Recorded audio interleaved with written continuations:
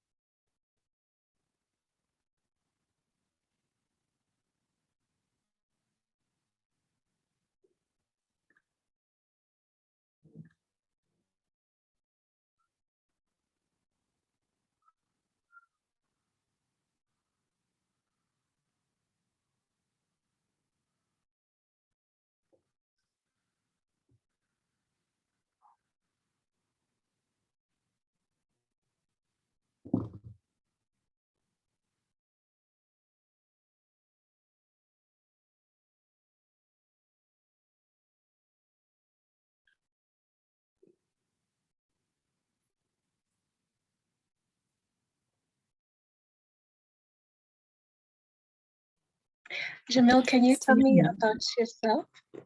Yeah. Tell you? Oh, sorry, did you hear me? I can. Okay, yeah, I asked, can you tell me about yourself? Oh, I see. I was actually going to ask you a question, and that is, how do I say your surname? Is it Mitika? Mithika.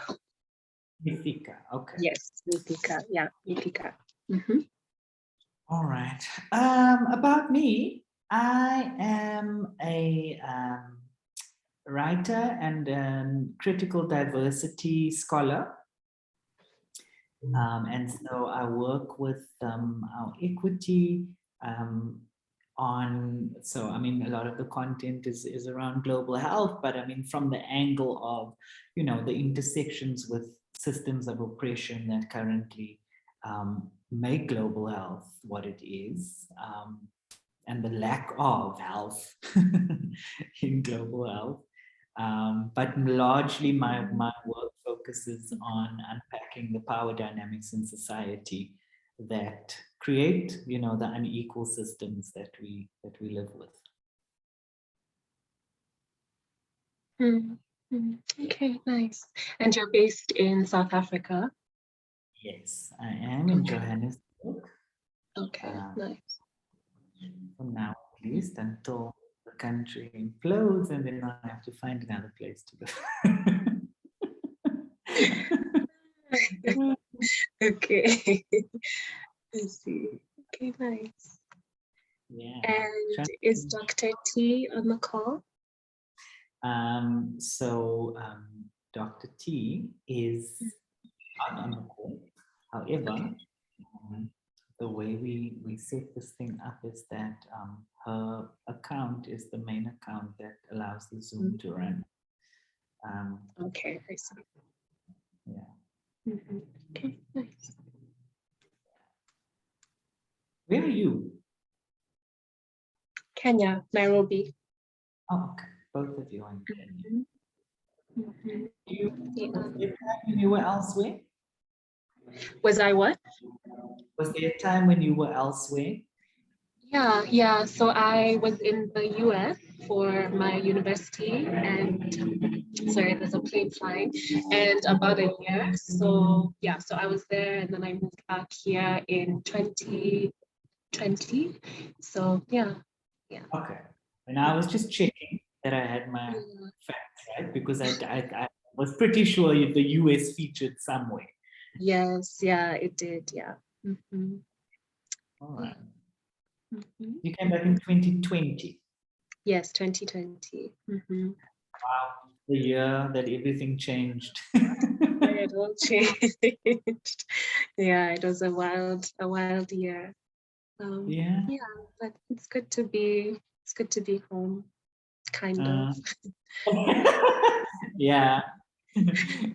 I was waiting for you to be completely honest. Yeah, I mean, there's some nice things, but Sure. yeah, it's And it's not, I suppose there's familiarity, but unfortunately it's not fun to be a queer person or a woman in Africa. not at all. Not at all. Yeah. Yeah. Yeah. And I'm then sorry? I'm past the stage of finding what attenuating circumstances for, oh yeah, it's home, and I'm just like, I don't even care if it's home. Can it just be like, can it just not be this? Right. Like, can it just be safe and, just can we just live and thrive? Why do people think it's a fight? That's really it. Hi, Lizzie.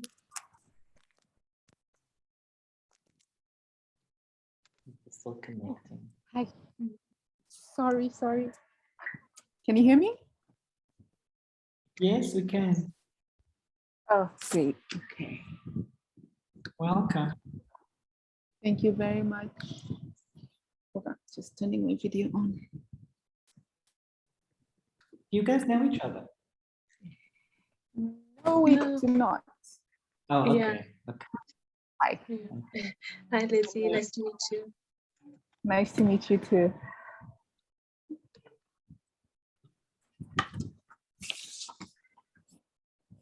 Okay. Wonderful. Right. So I wanted to get everybody on the call just a little bit sooner than 3, so that I can just give you a little bit of a feel for what we're going to do. So as you would have noticed when you got onto the call, it's being recorded. So we're creating like an archive of resources that people can use and refer back to on various topics. And so, yeah, as a part of the series, we are creating that little archive.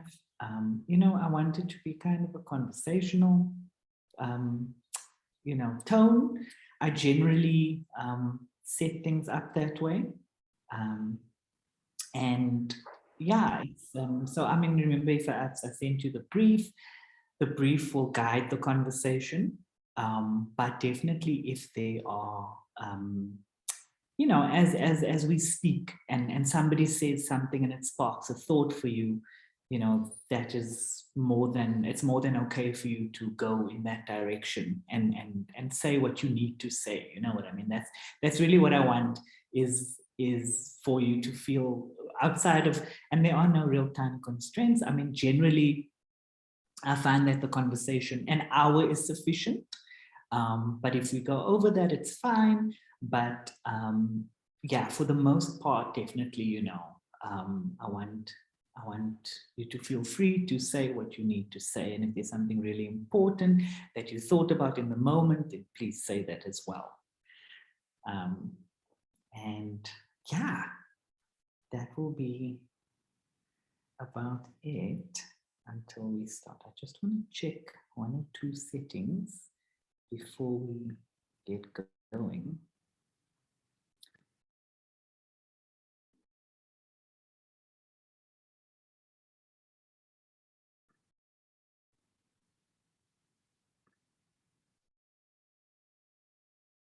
Okay.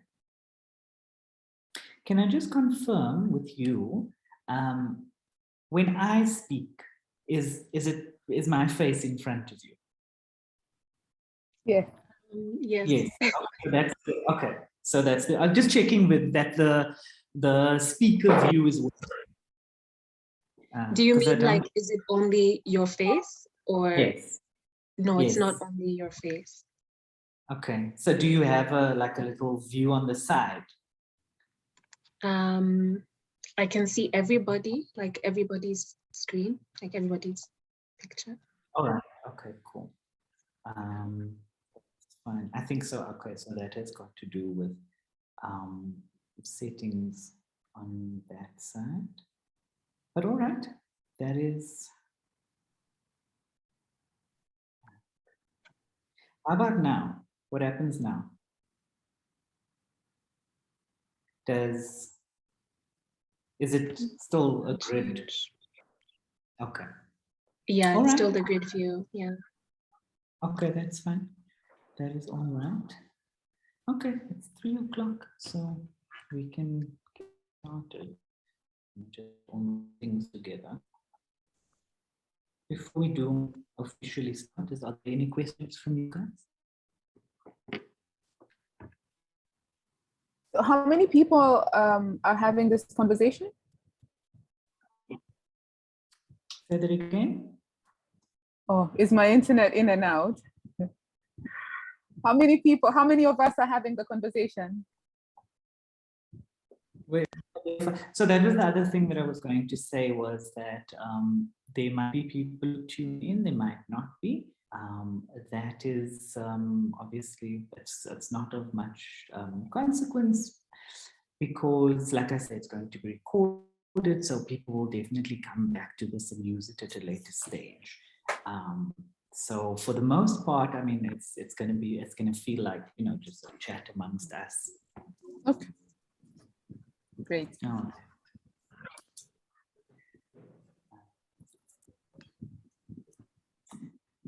Okay, cool.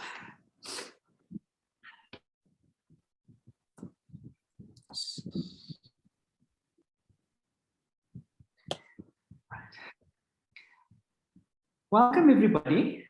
Thanks for joining us for another Our Equity webinar. And today, we have a webinar titled Legally Binding Legal Barriers to Sexual Health Advocacy at the Intersections of Race, SOGIE, and Disability. And for those who don't know, SOGIE is sexual orientation, gender identity, and expression. And we have two wonderful panelists with us today who do amazing work in this sector. Our first panelist that I will introduce is Lizzie Kiyama. She's the founder and managing trustee at This Ability Trust, a nonprofit that works to advance disability rights and inclusion for women and girls with disability in Kenya. She has been responsible for conceptualizing and coordinating national and regional movement building initiatives focused on increasing access to sexual and reproductive health and economic rights. Her work prioritizes amplifying voice, building capacity, and creating visibility for women with disabilities across Kenya and beyond, including leading conversations with the private sector on disability inclusion in the workplace and exploring the role of advertising and marketing in realizing the enjoyment of rights for women and girls with disabilities. Most recently, Lizzie has prioritized investing in technology, building employability skills for young women with disabilities, focusing on digital literacy and accessibility. Welcome, Lizzie. Thank you very much. And then we also have Stephanie Mithika, who is fiercely and fearlessly driven by a vision of reproductive justice where all people can enjoy the rights to a full range of accessible reproductive health services. She is currently working on research and building a community initiative that works towards preventing unsafe abortions among youth in Kenya. In her current role, Stephanie offers public relations support to a range of clients across Africa within the fields of healthcare and social impact. Prior to this role, she worked with the Center for Health and Gender Equity, where she was engaged in advocacy and fundraising campaigns at the intersection of sexual and reproductive health and rights and US foreign policy, including repealing the global gag rule. So I don't think that I have to point out that we have some really, really wonderfully qualified and fiercely engaged panelists today to talk to us about this. And I wanted to out also just how important this conversation currently is when we are looking at what we are looking at, particularly with what's happening in the United States, what has actually been ongoing in a lot of countries around the world, specifically Africa, which, by the way, is also not divorced from the context of the United States, because as they say, when the United States sneezes, the whole world gets a cold. And so, yeah, I just wanted to point out that I think it's really timely that we have this conversation. So if I were to, I think about, advocacy and its intersection with law and, the legal implications of doing this. And I think, for a lot of people, there is it's difficult to disentangle what one sees happening in society and on the ground and how that relates back to, the laws, the policies, and all of those things. So I thought maybe I could start the discussion off and I'd like both of you to weigh in on this, to give sort of an overview of perhaps some legal barriers that currently exist in relation to sexual health advocacy. So I can start with Lizzie, and then I'll take it to Stephanie. Great, thank you. So legal barriers that create obstacles for SRHR. From a disability standpoint, the Convention on the Rights of Persons with Disabilities is very, very clear on, access to reproductive health, on bodily autonomy, legal capacity as relates to SRHR. But our national laws and policies, which stem from, unfortunately, historical stigma and discrimination that continuously affects the disability community negatively. And this then this reality or this cultural bias that we have towards disability trickles down to our laws and our programming. And the reality is there's a lot of invisibility within our policies on the rights of persons with disabilities and their sexuality and their reproductive health. There's a lot of invisibility even within programming. only in the recent, maybe 2-3 years, we have been seeing a little more attention being placed on reproductive health and disability. But then when you look at the sexualities of women with disabilities, that has, it has been a non-issue for a very, very long time. And then there are contradicting schools of thought when it comes to the framework of SRHR and how women with disabilities, for example, can enjoy those rights. Access to safe abortion, for example, has been used from a disability standpoint, has been used to say, you know, women cannot choose to have an abortion on the basis of a fetal impairment. And the argument has been, from a disability rights standpoint, it should not be a consideration because disabled, you know, lives matter, which is true. But on the other hand, our advocacy has also been around women's rights and women's rights to have autonomy over their own bodies. And disabled women, at least the communities that I work with, have always been part of the advocacy around it is my right to choose what I want to do with my body, with the pregnancy that I'm carrying. And the whole conversation around fetal impairment is also a consideration because as a disabled woman, maybe I also don't want, I want to have a say in whether I want to give life to a disabled child or not. Ultimately, women with disabilities want to be treated as women first, and all the rights that apply to non-disabled women still apply to the disability community. Thanks.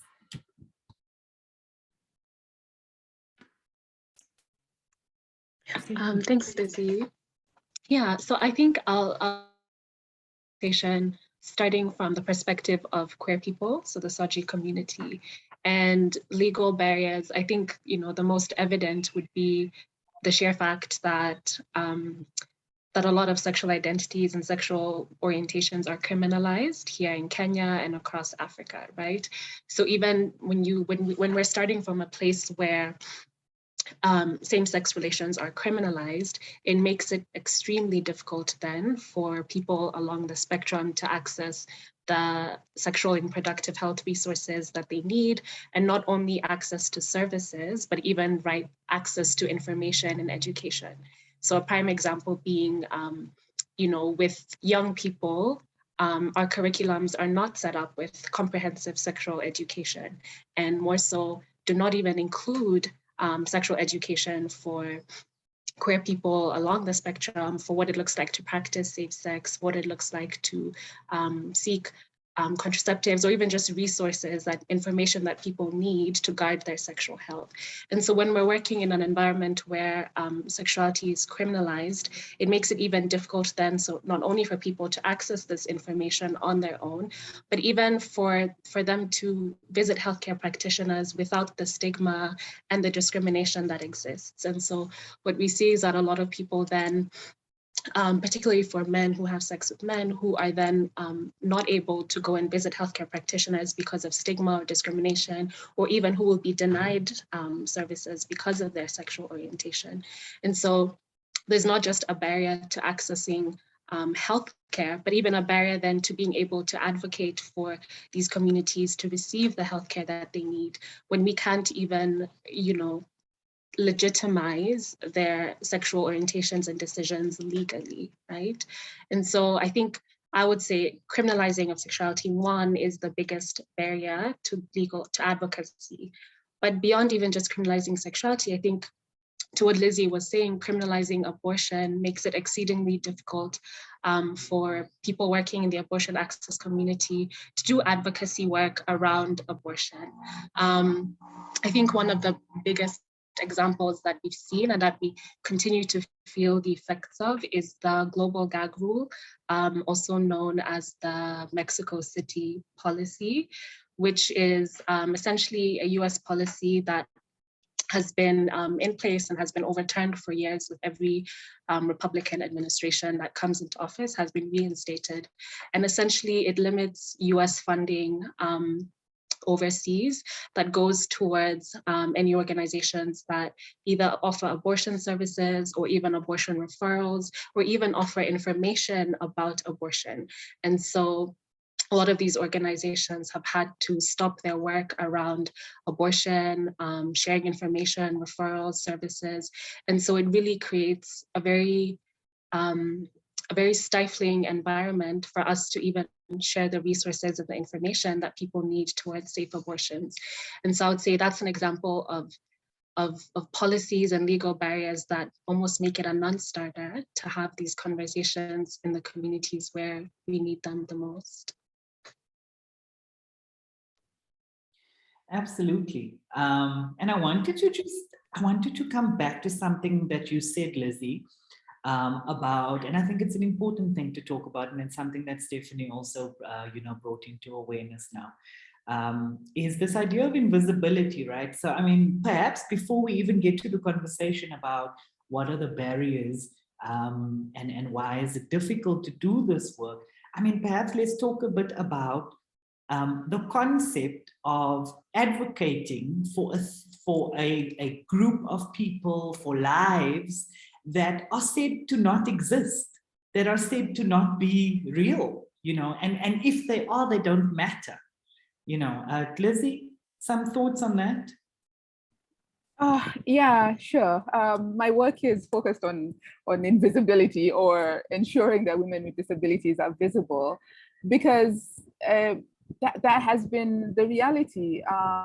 The representation and participation of women with disabilities in the Kenyan society has been for a very long time a non-issue, not being prioritized both within the disability movement and the women's rights movement. So we're caught in a weird little space, and we're constantly having to do this little dance. Who do I want to show up today as? Am I a woman, or am I a person, with disability? So it's an incredibly complicated place to exist, and to say that this is where you're prioritizing your work is also even more challenging.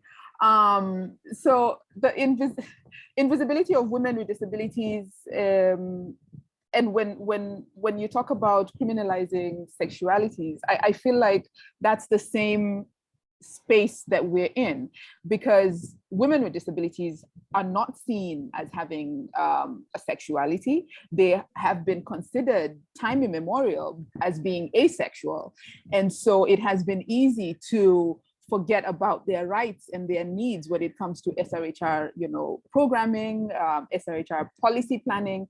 And when this group of people their participation in society is not prioritized, it's easier to keep girls with disabilities at home.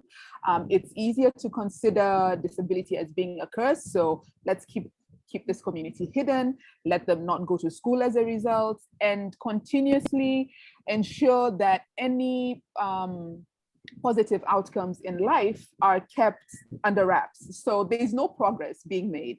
And then fast forward, this girl becomes an adult, there are limited employment opportunities for her. And then society has made it acceptable for their continuous disenfranchisement, continuous discrimination. When it comes to accessing healthcare, for example, it is acceptable to be stigmatized by healthcare workers that are supposed to prioritize your health and safety. It is acceptable for your privacy and confidentiality of your healthcare information to be shared without your consent. It is acceptable to be treated as an object.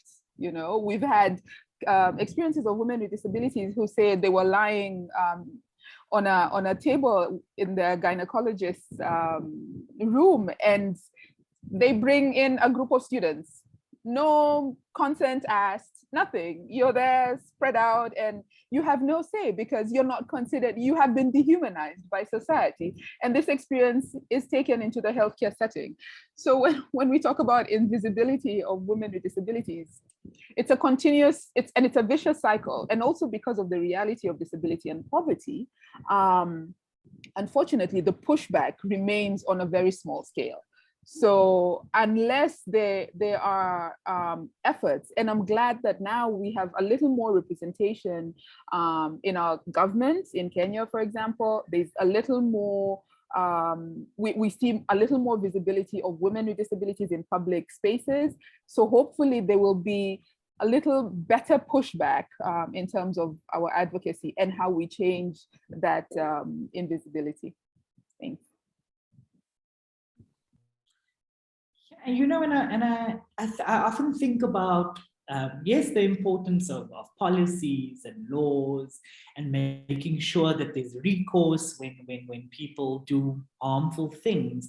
But, you know, I want to say, you know, it's as important to also work on changing the hearts and minds of people in society, right? Because these are the people who then eventually go into those professions and perpetuate the very harm that people are trying to fight against, right? So then, I mean, it just becomes such an impossible task because we are told that, you know, the law is I don't know, independent, and it's, you know, it's there's no fear or favor, but the point is who administers the law, who writes the law. And what is in that person's head when they are doing that? You know, these are all places whereby power can be abused and manipulated to create certain outcomes that favor some people and disadvantage others. Yeah, so it really is such a difficult thing. But I wanted to say to you, Stephanie, with your point about sexuality, for example, and then Lizzie also pointing out how women with disabilities are said to not have sexuality, and then don't, you know, sort of need certain rights or cannot access certain rights. I want to create a kind of comparison just for the purposes of perspective, right? So you've done work in the US, or you've studied in the US, and you've worked on like you said, repealing the global gag rule. In terms of comparison, right, of contexts, what would you say I don't know, certain differences are with the way in which another society is set up, you know, because I just want to make the point that we are dealing with a global scourge of a lack of consideration for the humanity of women, of disabled people, of queer people. Yeah, that's interesting. I mean, there's certainly differences, but I think I want to underscore it first by saying, you know, discrimination is worldwide, right? And we see that in our policies, we see that in social attitudes, and we see how discrimination is imported worldwide, right? And so I mean, for example, working in the US and working on sexual and reproductive health in the US is a much more, how shall I put it? It's a much more, there's more ground in terms of, you know, we're already starting with a place where we recognize that, you know, queer people deserve access to appropriate healthcare, right? Queer people do and already do have access to a lot of sexual and reproductive health information. Not adequate, but they do, right? But in contexts like this in Kenya, I mean, a few years ago on TV, our president was quoted saying that, you know, he was asked about LGBT issues in the country, and he quickly dismissed it to say it's a non-issue, you know, and you know, it's really a non-issue, that's not a priority issue in this country. And so when you're dealing in a context that we're starting from a very place of recognizing that queer people do deserve rights and do need these rights and resources and information, right? Whereas in the US, the context is a little bit different, right? But then again, there's also the nuanced context of dealing with, you know, morality and religious impositions, whereas here, you know, I think a lot of conversations around the LGBT community are still around, you know, queerness being a Western import or being a, you know, a Western agenda. And so even when it comes to advocacy around queer issues, conversations tend to center around just the morality around queerness, right? And so we can't even get to the point of advocating for the specific needs of queer people, whether healthcare, information-wise, and so on. And so I think it is a different context, but I think we're fighting the same things. And so we're fighting colonial laws, we're fighting policies that, you know, were given to us by British colonizers, right? And so there's that we're fighting. But then again, we're also fighting conservative Western movements that fuel conservative movements here. And I think we've seen that especially with the abortion rights movement, where a lot of work around abortion is being funded by European conservative right-wing organizations who, you know, have this family agenda, protect the family agenda. And so we see that hurting our abortion access movement here. We also see that hurting our sexual and reproductive rights movement more generally. And so, you know, I think the policy landscape might be different, but if you look at the current context of the US, you know, there's still a lot of deeply ingrained, you know, issues with how we even conceive the humanity of women, of people with disabilities, of queer people. And so, you know, laws are laws and laws can be repealed, and we see that, right? But I think at the heart of these movements is addressing, like Jamil, like you said, those cultural, you know, narratives, perspectives around abortion or queer people or people with disabilities. Yeah, absolutely. And I'm glad that you pointed out also how you know, agendas in the global north have an impact on our societies are shaped here. Because even though I do believe that we must take responsibility for the ways in which we show up as societies in Africa, I never wanted to be forgotten that these things do not operate in isolation. And that idea that queerness is a Western import, that entire discourse about what is Western and what is not, in itself is quite it's quite disingenuous when thinking about how state-sanctioned queerphobia in Africa is actually a Western import, you know, and not the actual sexuality of people that has existed since time immemorial. Mm-hmm. But the other thing that came to mind, and of course I'm South African, right? So this is a topic that is always on the agenda with us, and that's race. And I was wondering if there are disparities like that, for example, in a society like Kenya. I'm aware of the fact that Kenya is not a racially homogenous society. But for those who are perhaps not familiar with the context, would that add another layer of complication, particularly in relation to the things that people have access to, and how they are humanized or dehumanized? And then in relation to this context, right, when we talk about people trying to access sexual health rights, how do we feel the racial disparities play into allowing or disallowing that?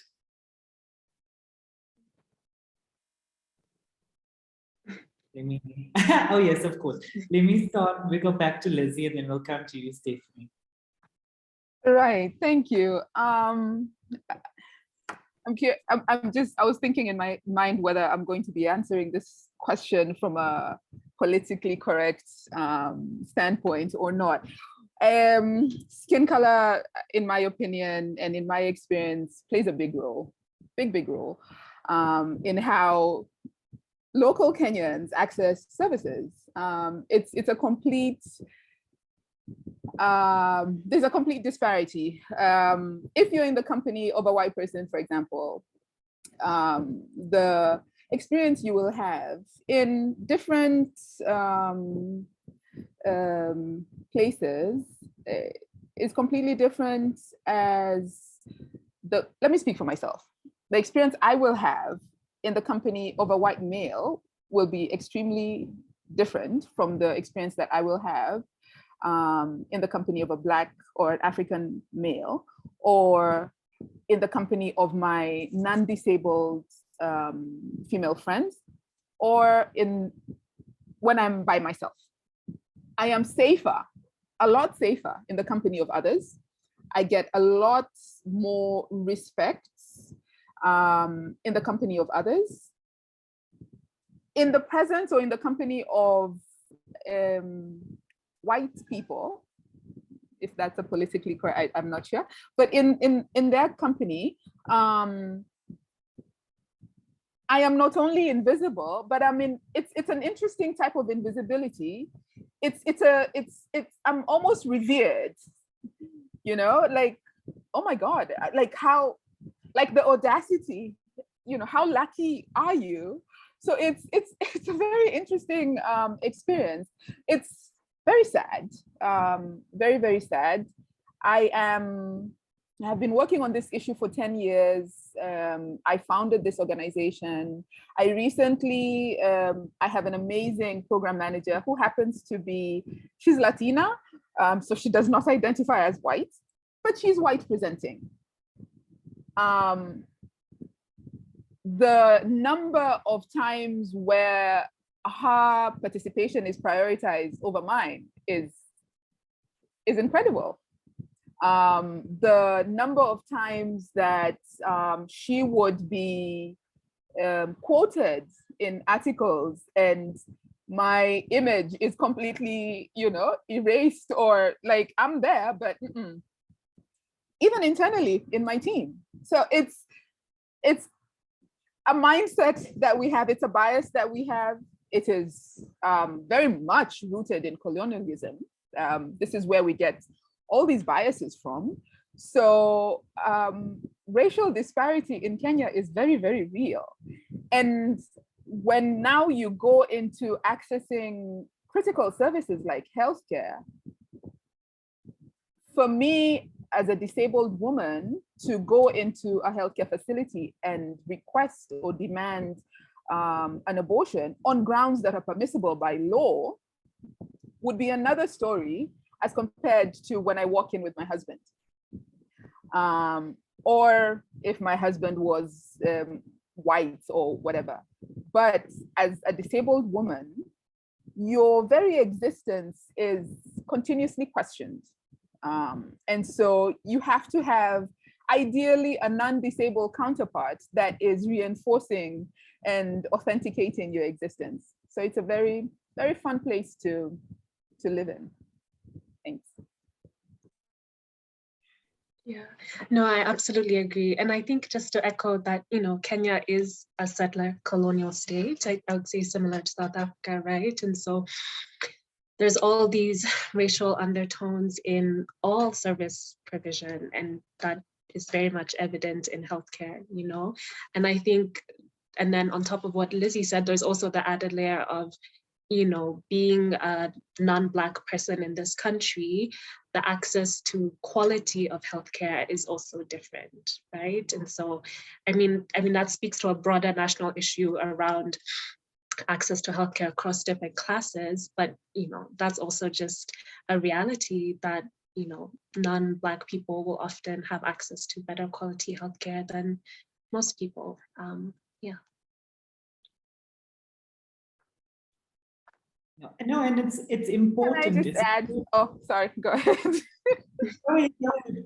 No, I just wanted to add how patient our community is with white people. Extremely patient. The patience levels that we have with their questioning or interrogating of the quality of services is incredible, but yet that patience is never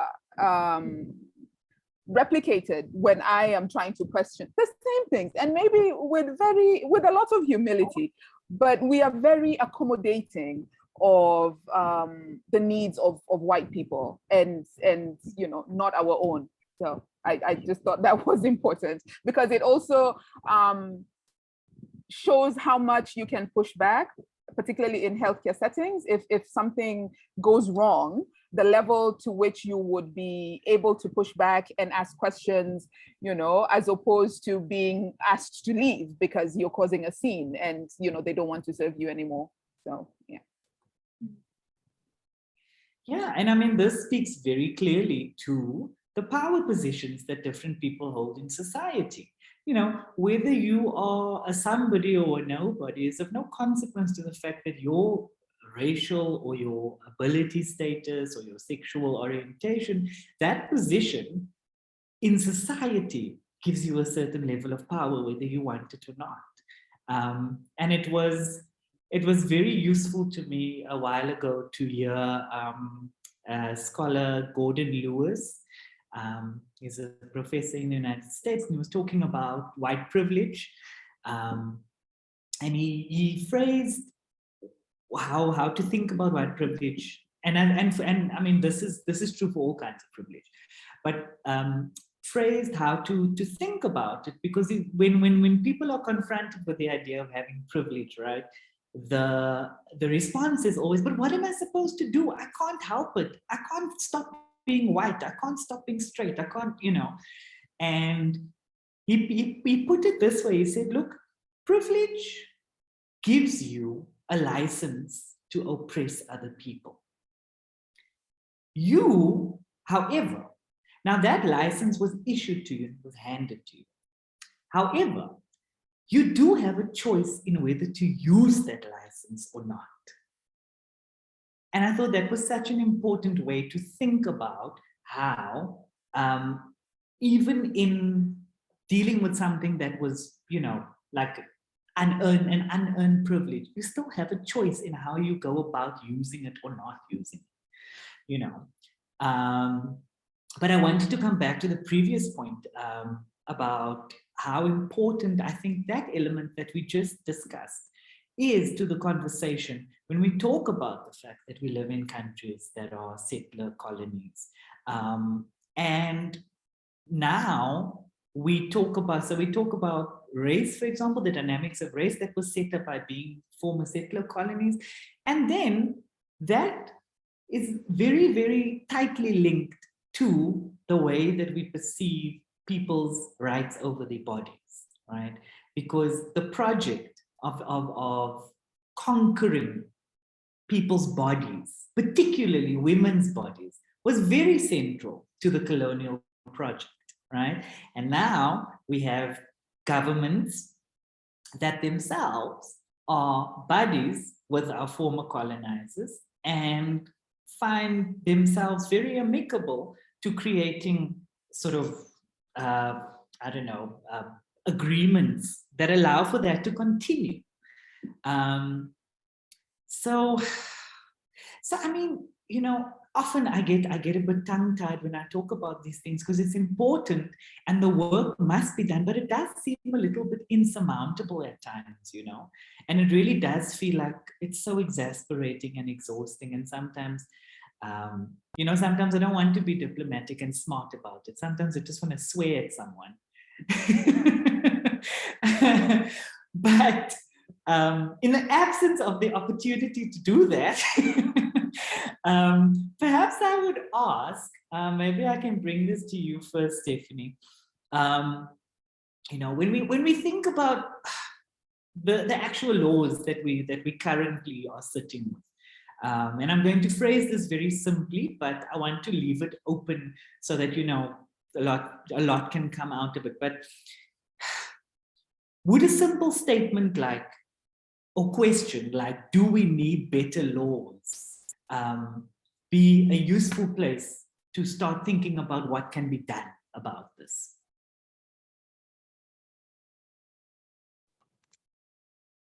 It's, I'm trying to also be diplomatic. It's an important question, but we need more than that, I think. And I think taking into account, what we've just talked about, how far back these policies and this discrimination goes, all the way to settler colonial states, to these penal codes that we still have 60, 70 something years later. We're undoing years and systems of systematic discrimination, right? And so do we need better laws? Yes, absolutely. Do we need to overhaul the whole system and, and really build new visions of sexual and reproductive health and justice? Yes, And so for me, like you mentioned before, I'm driven by a vision of reproductive justice that, includes more than just access to sexual reproductive health care, right? I think we have to take into account the social barriers that limit people from being able to access these services, So if you take the US, for example, they did have access to abortion for years, Does that necessarily mean that abortion was accessible for the most marginalized communities? No, for Black women, for women in the South, or, pregnant people, abortions were not accessible, And so there's questions of affordability, there's questions of strengthening healthcare systems as a whole, there's questions of addressing the social stigma and discrimination inherent in our cultures. And so for me, all of that is part of sexual and reproductive justice, right? So yes, we do need better laws, but we need more expansive laws. I think we need more expansive reform, really, to larger systems than sexual and reproductive health, it's a big task, But I think the less that we think about sexual health or reproductive health in silos, I think the more then we're able to really think about how do we create effective healthcare systems, or how do we ensure true access to sexual health for all people, We're thinking about working with policies that don't even recognize trans people, So where do we begin with the laws that we have? Let's overhaul them, So that's a more diplomatic way, I think, to say we need more than what we have, and it's just not working. Yeah. It isn't working, it really isn't. Lizzie, your thoughts on that? Well, I see the importance of laws, and I recognize that there needs to be changes. But coming from a community that has been traditionally excluded by, that has experienced systemic exclusion, it's extremely difficult to rely on legal frameworks to advance rights. So for me, I would say the power is in the people. We need a revolution, we need to invest back into the people. So if we have to work with laws, then it would be extremely useful that people know about these laws, know how to use them, can be a little more strategic, because even the use of laws has been a very elitist type of thing. So a very specific group of people have access to this education, to this knowledge, and not the majority. So it would be great if the law was taken back to the people, if people had the capacity and more investments were made in the community, as opposed to reinventing. It would definitely happen in the course, but I feel like it would be a more organic shift, because then the demand comes from the community and not the other way around. Yeah. I think I also want to add that in absence of laws that enable, access to SRHR, or even with the laws that we're currently working with, I think, to Lizzie's point, I think people power, right, is what drives movements. People power is what drives change. But I think people power is also what can drive material access to sexual and reproductive health in contexts where these laws and systems fail. And I think for me, I really learned this from learning about and witnessing the power of abortion funds. And so, you know, even in criminalizing contexts, we see people organizing and putting together mutual aid funds for abortion and to enable people to afford and access safe abortions, whether that's through monetary support or through mutual aid networks that offer transportation or even, you know, abortion doula services for emotional support. I think that's where the power lies, you know, so in being able to rally communities, to rally movements towards materially supporting and resourcing each other. And I think that's how we begin to shift power to movements such that we can have thriving, we can have access to abortion, to safe abortions in communities where it's where the legal waters are murky, for example, here in Kenya, you know, or even across Africa, we've seen this as well. And so I think the more that we begin to shift power to the people in the forms of monetary support, in the forms of mutual aid and materially resourcing movements, the more then I think we're able to truly make a shift at the community and grassroots level where it's most needed, which, like Lizzie was saying, policy and the law often doesn't reach those communities, you know.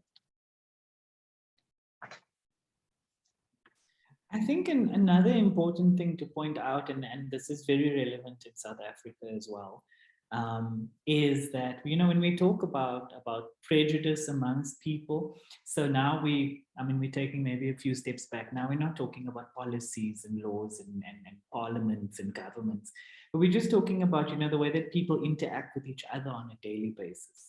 And the fact that a lot of those interactions themselves are driven by prejudice that is long-standing and deep-seated.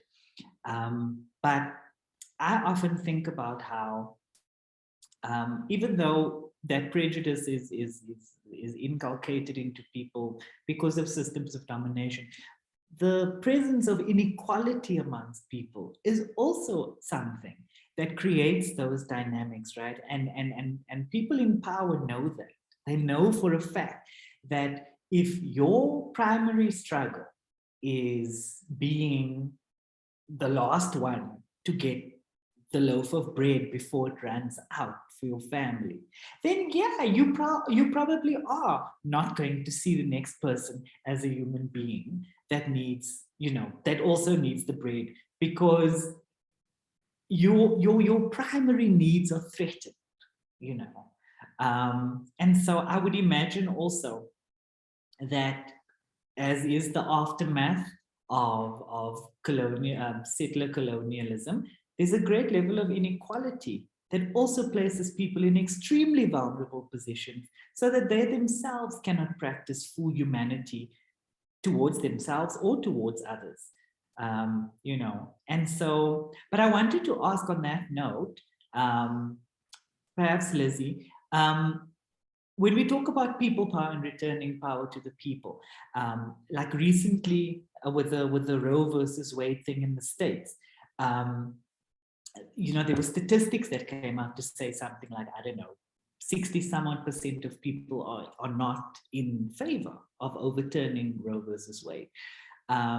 What do you, from your experience, what do you think that kind of, in relation to the topic that we're talking about, that kind of number would look like in the Kenyan context? Would you say that people are generally actually quite for, you know, equality and wanting things, everybody to get what is best for them?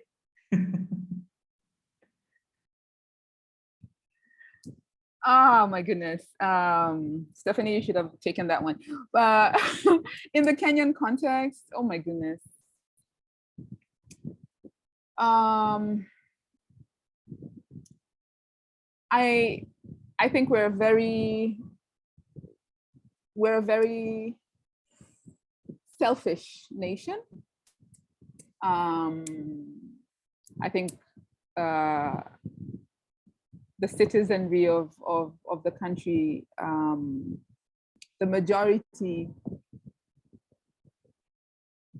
is struggling, and it's extremely, this selfishness is, I don't think it's because people are inherently evil. I think it is exactly what you're talking about. It is systemic. It is because of, you know, the high levels of impunity, of corruption in our country, that have placed responsibility on the hands of individual, the common Wananchi, the common Kenyans. So you have to figure out how to survive for you and your immediate family. The collective society that we used to be, we're no longer that. It's about me and myself and my children, if I have to think of anyone else. There are statements like, you know, it's our turn to eat, it's my turn to eat. Everyone wants public office because it's their turn to eat. Not that, you know, you're going to make significant change to the communities that you're representing. No, it's about you.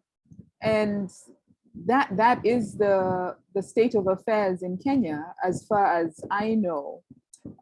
We have a very small middle-class population.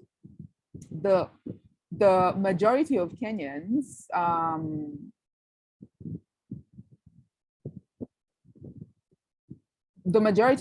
struggle. Even the middle class in Kenya struggle. And it's difficult then to be in that position and to think and to be conscious about the other person, and to then want to be enjoined in conversations that seem over and beyond, you know, your capacity, or, you know, your conversations about access to safe abortion have been relegated to a select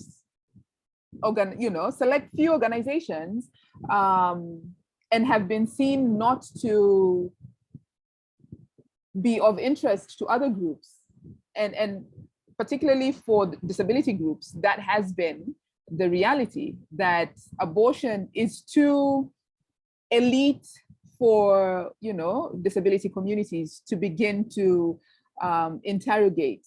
Because one, if you have a sexual experience that results into a pregnancy as a disabled woman, even if it is a case of sexual violence, the fact that you become pregnant is considered a privilege, because who in their right mind would want to sleep with you?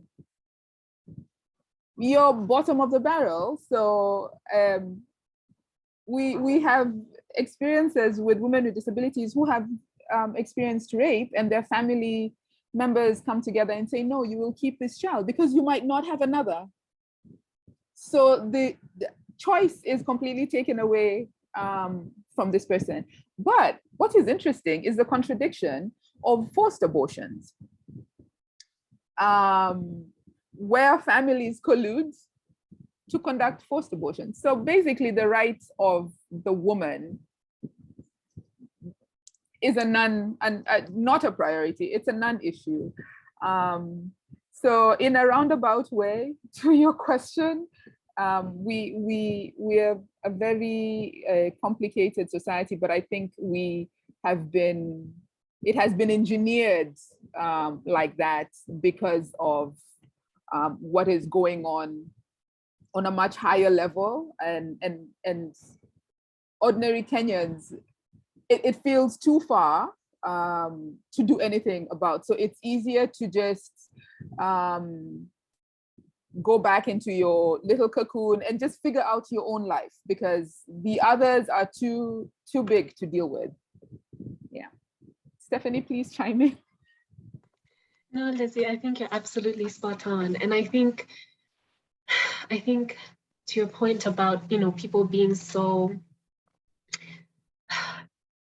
about these being such individual issues. And part of the issue with our society being structured the way it is, such that, like Lizzie said, even the middle class is, is not well to do, right? And so we're dealing with a country in a context where material needs are great, and even basic material needs are, especially great. And so people are very much preoccupied with material needs, and so that's how people are then able to dismiss a lot of these issues as more elite issues or as non-issues, so thinking about, sexual health for queer people is immediately dismissed as a non-issue, or even abortion access is a non-issue, or in the case that, one does fall pregnant, then it's kind of a punishment, for reckless decisions, and so even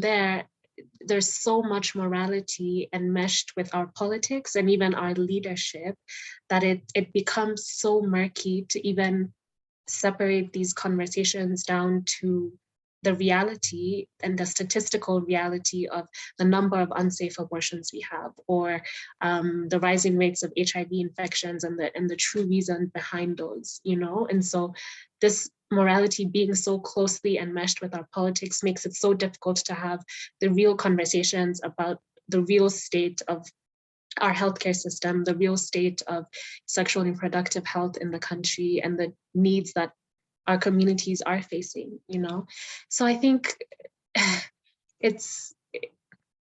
Kenya is it is a violent country. I would say it's a violent country towards women. It's a violent country towards people with disabilities, towards queer people, and you see that apparent in the language of the state, the dismissal of the state, but also in the street. Like just this year, we've seen so many reported cases of queer people being murdered, and so when we're dealing with issues at that level, when we're dealing with the violence at that level, and we're not even able to talk about it nationally,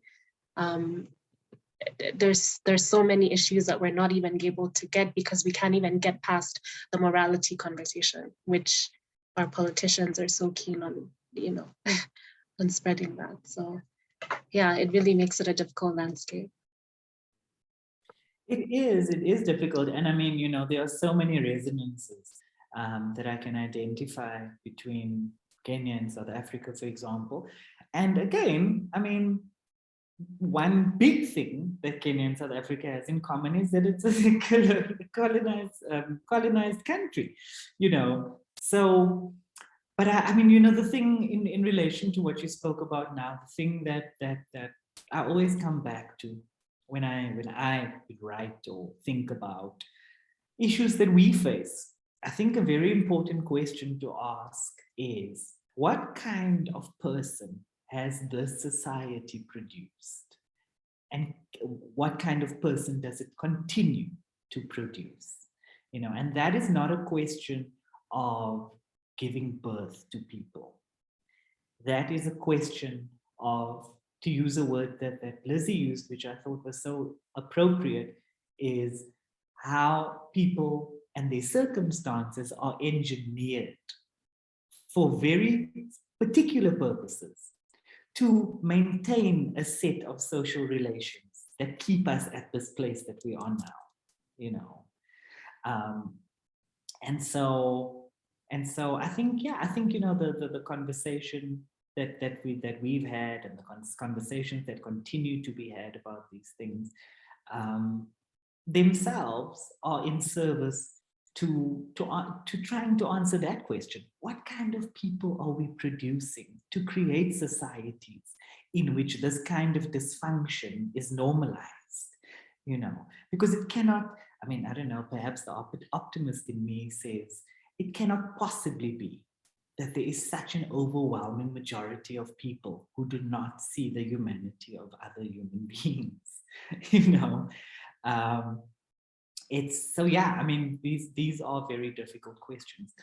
But quickly, before we rush off, I wanted perhaps just from both of you a short, I don't know, quote or statement about right now, first and foremost, and if everything were all things equal and everything ideal, I mean, what do we really need right now in order to ensure, you know, access to sexual health and reproductive rights for all people?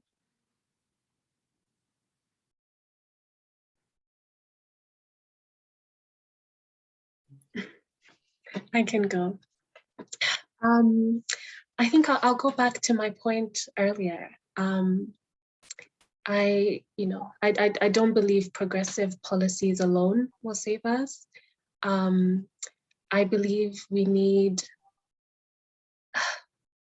people-powered movements. I believe we need movements that support people materially. And to me, that's, you know, communities coming together to create networks of care, whether that's networks of care for abortion access and ensuring people have information, support, emotional support, or even just, you know, having safe people that they can go to for referrals. So I really believe what we need is more networks of care that enable safe, affordable, and accessible healthcare. And it starts at the very grassroots community level of empowering communities to be able to resource and support themselves within these smaller networks, especially where the state fails to do so. I love that, networks of care. Wonderful, actually. Lizzie, from you? Yeah. So I think, and I have, I'll just piggyback on what you said earlier, Jamil. I think it's over and above, you know, inaccessible structures. So I'm removing the people elements out of it, but just, you know, physical infrastructure, you know, policies. It would be great if we could see ourselves in one another.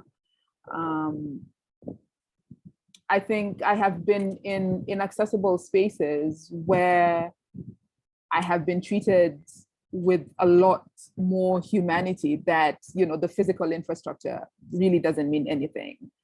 And so and that connectedness and the empathy for each other, I think supersedes, you know, financial investments. And it is something that would be amazing to work around. If the disability sector, for example, saw issues that affected women and girls with disabilities as part of their issues, we would not have to, you know, do this little dance that we keep doing. If the women's rights movement saw women with disabilities as part of their community and prioritized their participation and representation, then really we would not be talking about fighting for recognition or articulating the position of women with disabilities, because our position, it comes from a women's empowerment, and it comes from a gender lens. It's not a separate position. As you said earlier, Stephanie, we are fighting the same wars, but in our little silos.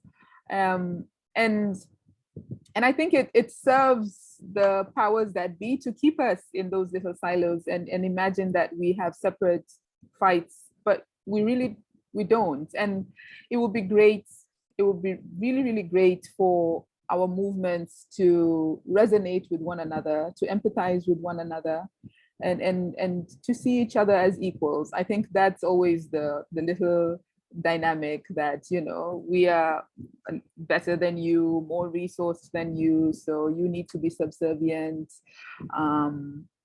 So for me, that would be amazing to see a civil society that really connected with one another, because that would transition into mainstream society and ideally also, you know, the social amenities we seek to access. Thanks. I'm hearing solidarity, I'm hearing resource sharing, I'm hearing power sharing, and communities of care, as Stephanie pointed out. Lizzie, Stephanie, thank you so much for your contributions, for your thoughts, for your time to join us. I think the discussion has illuminated not just what, you know, the title of the webinar pointed to, which was, you know, legal considerations, but be above and beyond that, societal and human considerations for how we actually create networks of people who truly do see, you know, a human being in the next person. So thank you once again for your time and for your wonderful contributions. Until we meet again somewhere along the line, do take care. Thank you very much. Thank you both. Thanks. I had fun. Bye. You too. Great. Bye. Bye.